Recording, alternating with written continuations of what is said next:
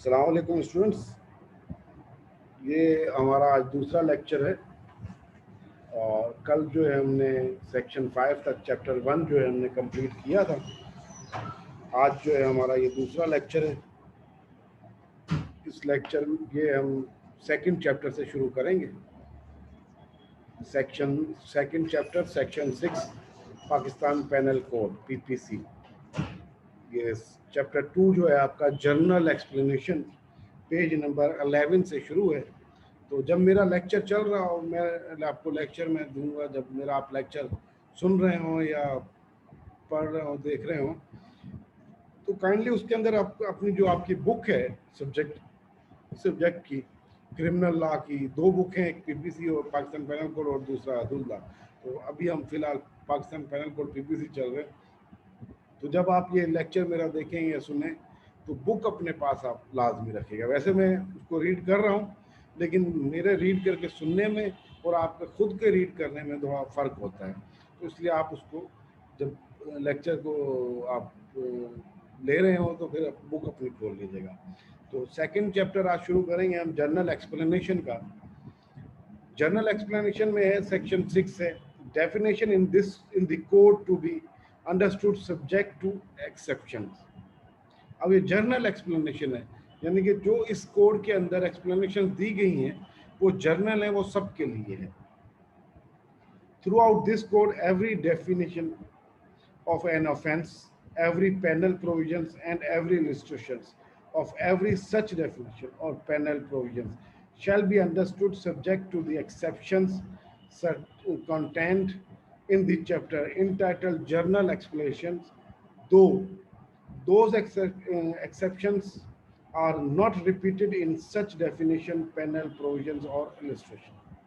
अब इसके अंदर जनरल एक्सप्लेनेशन देखिए, जो भी एक एक्सप्लेनेशन या इलिस्ट्रेशंस दी गई है इसमें, या जो भी डेफिनेशन इसके अंदर दे दी गई है, वो पूरे कोड के अंदर, पूरे आपके पैनल कोड के अंदर वो एक जैसी चलेगी वो, और उसको बार बार रिपीट नहीं किया जाएगा। यानी कि जो किसी भी वर्ड का, एक वर्ड का मतलब एक दफ़ा बता दिया गया, जो आगे हम डेफिनेशन में पढ़ेंगे, तो वो आगे उसी जब जब वो वर्ड या वो चीज़ आएगी तो उसका जर्नल एक्सप्लेनेशन यही होगा कि उसका वही मतलब है जो उसकी डेफिनेशन में दिया गया है। उसके बाद जो है इसका सेक्शन 7 है senses of expression once explained. Every explanation which is explained in any part of this code is used in every part of this code in conformity with the explanation. Every expressions which is explained, कोई भी ऐसा expression जो explain कर दिया जाए in this part, in any part of this code, इस code के किसी भी पार्ट में जिसे एक्सप्लेन कर दिया गया, is used in every part, फिर वो यूज होगा हर एक हिस्से में, हर एक पार्ट में ऑफ दिस कोड, इस कोड के, इन कन्वर्सिटी विद द एक्सप्लेनेशन, कि उसको जब एक बार एक्सप्लेन कर दिया गया है तो वो बार बार उससे एक्सप्लेन नहीं किया जाएगा, वो हर जगह पे उसी एक्सप्लेनेशन के साथ उसे पढ़ा और समझा जाएगा। उसके बाद सेक्शन 8 है gender. The pronoun he and its derivatives are used of any person whether male or female। अब जब आप वैसे इंग्लिश के अंदर जब आप पढ़ते हैं तो मेल और फीमेल के लिए अलग अलग वर्ड्स दिए गए हैं। मेल के लिए ही को हम यूज करते हैं और फीमेल के लिए शी को यूज करते हैं। लेकिन पैनल कोड के अंदर, पीपीसी के अंदर, हमें जब भी किसी की बात करना होगी, मेल या फीमेल, मर्द या औरत की, तो हम ही का लफ्ज़ यूज़ करेंगे। तो इसका मतलब यही है कि वो मर्द के लिए भी वही यूज़ होगा और औरत के लिए भी वही यूज़ होगा। उसके लिए हम अलग अलग वर्ड्स को यूज़ नहीं करेंगे, या हम इस कोड के अंदर जहाँ पर भी ही का लफ्ज़ आएगा तो उससे मतलब या उससे मुराद यही ली जाएगी कि ये मर्द और औरत दोनों के ऊपर एप्लीकेबल है। ऐसा नहीं होगा कि जहाँ पर ही का लफ्ज़ आए तो हम उसे ये समझ लें कि ये सिर्फ मर्दों के ऊपर एप्लीकेबल है, औरतों के ऊपर नहीं। या बच्चों के ऊपर या इनके ऊपर, तो वो ही और शी दोनों, मेल और फीमेल दोनों के लिए हम इसमें ही का लफ्ज यूज करेंगे। नंबर, सेक्शन 9 है number. Unless the contrary appears from the context, words importing the singular number includes the plural number, and words importing the plural numbers includes the singular number. जब तक कि कोई contrary appears from the context, इससे ना, इस context से ना हो, word importing the singular number, जो ये singular और plural number होते हैं, यानी कि उसे उर्दू में ताक और जुफ्त जो नंबर्स होते हैं, उनकी यूज़ के लिए भी हम उसी तरीके से इसको यूज़ करेंगे जिस तरीके से। नंबर 10 है, सेक्शन 10 है man women. The words man denotes a male human being of any age. The word woman denotes a female human being of any age. अब जो, वैसे तो आपने जब इंग्लिश को आप देखते हैं तो उसके अंदर लेडीज के लिए भी 3 तरह के नाम हैं, बेबी, गर्ल और वुमेन। मर्द के लिए भी इसी तरह है कि अपना माइनर, मतलब मेल बॉय जो होता है, और उसके बाद बॉय और मैन। लेकिन यहाँ पर वो किसी भी एज का होगा, मर्द या औरत, उसको मैन और फीमेल, मैन और वुमेन के वर्ड से जाना जाएगा, फिर उसकी एज चाहे 1 साल हो या 100 साल। Section 11, person. The word person includes any company or association or body of persons, whether incorporated or not. अब जब पर्सन का लफ्ज आएगा तो उसके अंदर शामिल होगा कोई भी कंपनी, जब कंपनी का लफ्ज आएगा तो भी पर्सन का लफ्ज शामिल होगा, एसोसिएशन का लफ्ज आएगा तब भी पर्सन का लफ्ज शामिल होगा, और बॉडी ऑफ पर्सन यानी एक से ज़्यादा लोग हैं तब भी पर्सन का लफ्ज शामिल होगा।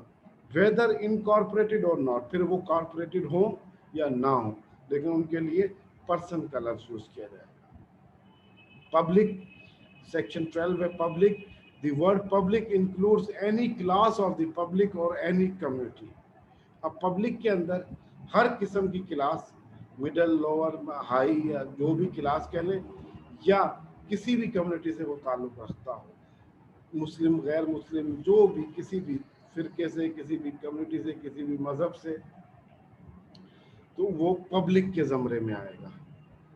सेक्शन 13 इसका रिपील है। सेक्शन 14 है servant of the state.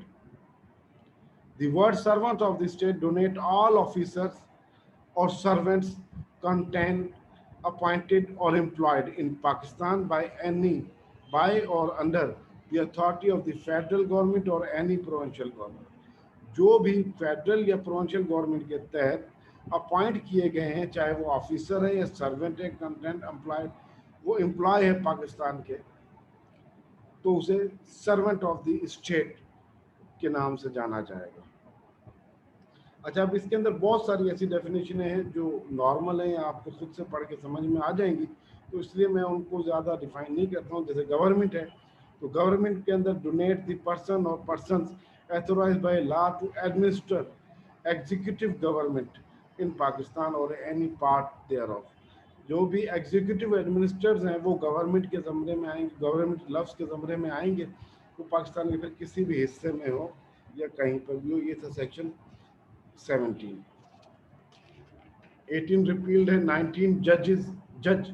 The word judge denote only every person who is officially designated as a judge, but also every person.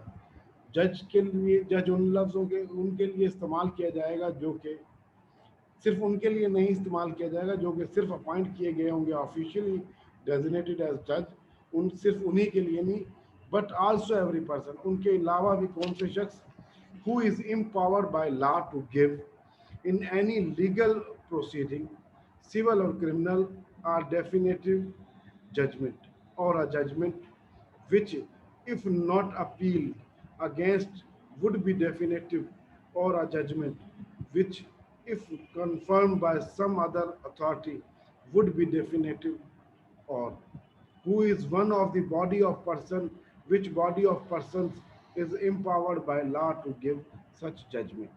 कोई भी ऐसी बॉडी या कोई भी ऐसी शख्स जिसे कानून के तहत ये एम्पावर किया गया है कि वो जजमेंट देने के का एथोराइज्ड है। सेक्शन 20 है court of justice. The word court of justice denotes a judge who is empowered by law to act judicial alone, or a body of judges which is empowered by law to act judicially as a body when such judge or body of judges is acting judicially. अब section 19 और 20 के अंदर जो judiciary या court of justice का word है वो सिर्फ जुडिशरी के लिए है, वो जुडिशरी के लिए इस्तेमाल होगा। और सेक्शन 19 में जो जज का लफ्ज़ है, जब आप रेवेन्यू कोर्ट्स में जाते हैं, अपना ये जो अपना कलेक्टर, असिस्टेंट कलेक्टर, कमिश्नर वगैरह या मेंबर बोर्ड ऑफ रेवेन्यू है, तो उनको भी इख्तियार दिया गया है कानून के तहत कि वो जजमेंट दे सकते हैं। तो इनके अंदर ये थोड़ा उनको जुडिशरी नहीं कहा जाएगा, लेकिन वो जजमेंट दे सकते हैं, जबकि कोर्ट ऑफ जस्टिस को जो भी होंगे उन्हें जुडिशरी कहा जाएगा। Public servant, the word public servant denotes a person falling under any of the descriptions hereinafter followed name. Public servant में जो नीचे दी गई हैं उनके अंदर वो सब चीज़ें आएंगी, इन्हें आप जब पढ़ लीजिएगा। ये सेक्शन 20 के अंदर है 1 से लेकर 11 तक। तो ये मुख्तलिफ चीज़ें, इनके अंदर जो चीज़ आपको समझ नहीं आएगी तो वो आप मुझसे पूछ लीजिएगा, अदरवाइज मुझे लग रहा है ये सब आपको समझ आ जाएंगी डेफिनेशंस। उसके बाद है section 22 movable property. The word movable property are intended to include corporeal property of every description except land and thing attached to the earth और permanently fastened to anything which is attached to the earth. अब movable property का मतलब कोई भी ऐसी property, कोई भी ऐसी डिस्क्रिप्शन जो एक जगह से दूसरी जगह मुंतकिल की जा सकती हो, वो मूवेबल में आएगा। बट अटैच, लेकिन वो उसके अंदर वो चीज़ें शामिल नहीं होंगी जो ज़मीन से जुड़ी हुई हैं। 23 पे है wrongful gain.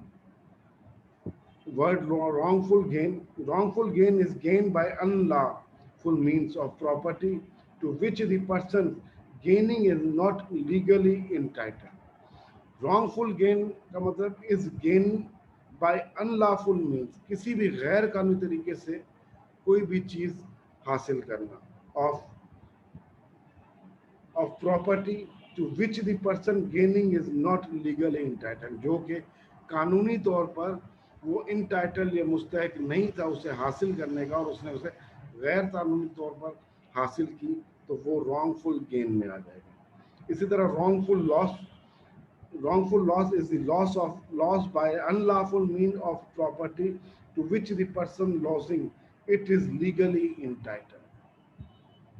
wrongful loss is the loss of by unlawful means, कोई भी ऐसा जो गैर कानूनी तरीके से उसे नुकसान दिया गया हो या नुकसान दिया जाए, और प्रॉपर्टी किसी भी to which the person losing it is legally entitled, जो कि उससे छीन ली जाए या उसे लॉस दिया जाए जबकि वो कानूनी तौर पर उसका मुस्तहक था या कानूनी तौर पर वो इंटाइटल था उसे हासिल करने का या लेने का, लेकिन उससे वो चीज़ छीन ली जाए या रोक उससे ना दी जाए, तो उसे wrongful loss कहा जाता है। Gaining wrongfully, losing wrongfully. A person is said to gain wrongfully when such person retain wrongfully, as well as when such person acquires wrongfully. A person is said to lose wrongfully when such person is wrongfully kept out of any property, as well as when such person is wrongfully deprived of property. A person is said to gain wrongfully when such person retain wrongfully. अब कोई भी शख्स उसे कहा जाएगा जिसने wrongfully said to gain wrong, उसने wrongfully ली है, when such person retain wrongfully, जब उसने कोई भी चीज़ गलत तरीके से ली गई तो उसे कहा जाएगा कि ये इसने गलत तरीके से हासिल की है या गेन की। As well as when such person acquires wrongfully, जब वो कोई भी शख्स गैर गैर कानूनी तरीके से हासिल करता है या एक्वायर कर लेता है, ले लेता है। A person is said to loss wrongfully when such person is wrongfully kept out of any property as well as when such person is wrongfully deprived of the property।